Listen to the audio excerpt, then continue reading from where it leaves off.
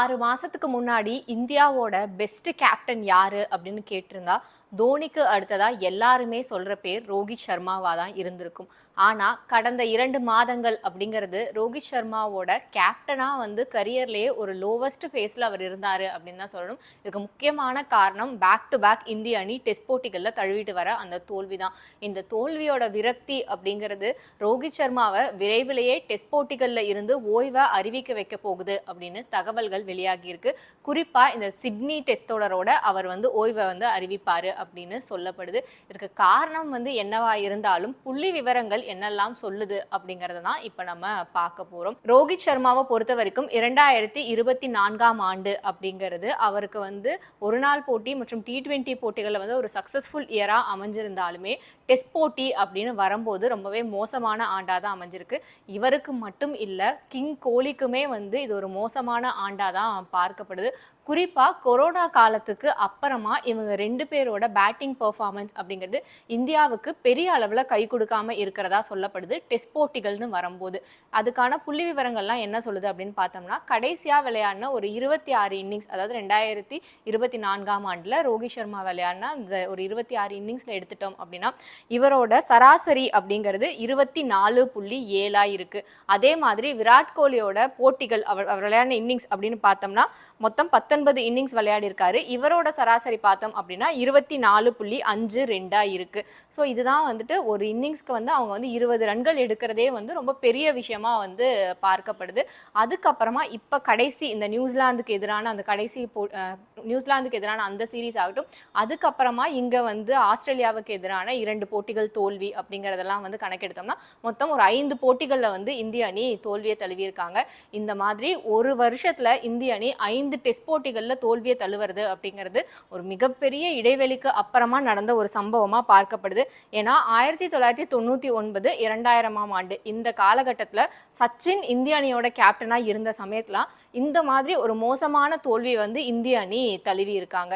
இதுக்கப்புறமா இன்னும் ஒரு முக்கியமான விஷயம் பார்த்தோம் அப்படின்னா, இந்த 5 டெஸ்ட் போட்டிகளோட தோல்வி இருக்குல்ல, இதில் இவங்களோட பெர்ஃபார்மன்ஸ் எப்படி இருக்குது அப்படின்னு பார்த்தோம்னா, ரோஹித்தோட சராசரி அப்படிங்கிறது வந்து 15 இருக்கு. விராட் கோலியோட சராசரி இதை விடவும் ரொம்ப மோசமாக 11 ரன்கள் அப்படின்னு தான் இருக்குது. அதுவும் ரோஹித் சர்மாவோடது எடுத்துக்கிட்டோம் அப்படின்னா அவரோட கடைசி இந்த 5 டெஸ்ட் போட்டிகளுக்காக எடுத்தோம்னா ரொம்பவே வந்து லோவஸ்ட் ஸ்கோரை தான் அவர் ஸ்கோர் பண்ணியிருக்காரு. விராட் கோலியாவது வந்து ஆஸ்திரேலியாவுக்கு எதிராக ஒரு சதத்தை வந்து பதிவு பண்ணியிருந்தாரு. அது மட்டும்தான் ஒரே ஒரு ஆறுதல் தரக்கூடிய விஷயமா அமைஞ்சிருக்கு.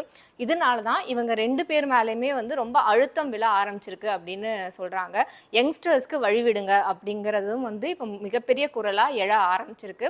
குறிப்பாக ரோஹித் சர்மாவை பொறுத்த வரைக்கும் ஓப்பனிங் பேட்ஸ்மேனாக இருக்காரு.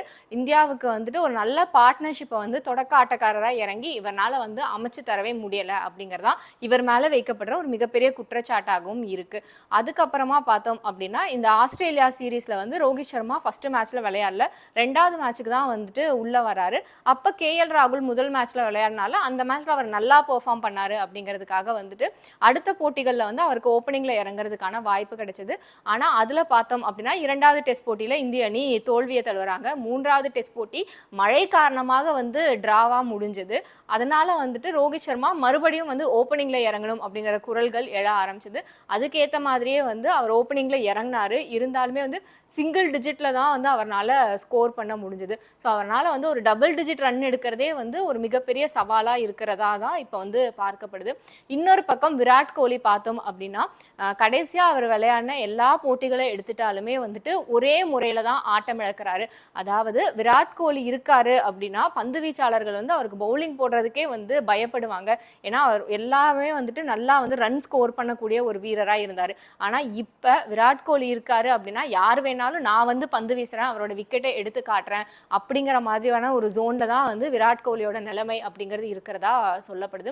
இந்த காரணங்கள் எல்லாத்தையும் வச்சு பார்க்கும்போது தான் வந்து இந்த சிட்னி டெஸ்ட் தொடர் அப்படிங்கிறது வந்து விராட் கோலிக்கும் ரோஹித் சர்மாக்கும் ரொம்பவே ஒரு முக்கியமான ஒன்றா பார்க்கப்படுது. குறிப்பாக ரோஹித் சர்மாக்கு இது வந்து வாழ்வா சாவா தொடராக தான் இருக்கும் அப்படின்னு சொல்லப்படுது. நான் ஏற்கனவே இந்த பார்டர் கவாஸ்கர் கோப்பை அப்படிங்கிறது கடந்த 10 ஆண்டுகளுக்கு மேலே இந்தியா கிட்ட தான் இருக்குது. இந்த சிட்னி டெஸ்ட் போட்டியில் வந்து இந்தியா ஜெயிச்சா மட்டும்தான் அந்த கோப்பையை வந்துட்டு அட்லீஸ்ட் ஆஸ்திரேலியா கூட சேர்ந்து ஷேர் பண்ணிக்கிற வாய்ப்பாவது வந்து இந்திய அணிக்கு இருக்கும். அதனால இந்த போட்டியில இந்திய அணி வந்து ஜெயிச்சு வெற்றியோட ரோஹித் சர்மா வந்து தன்னோட ஓய்வை அறிவிப்பாரா, இல்ல தோல்வி முகத்தோட தோனி மாதிரி அவர் வந்து இந்த ஆஸ்திரேலியா சீரீஸோட வெளியே போவாரா அப்படிங்கறதான் நம்ம முன்னாடி இருக்கிற ஒரு மிகப்பெரிய கேள்வியா இப்போதைக்கு பார்க்கப்படுது.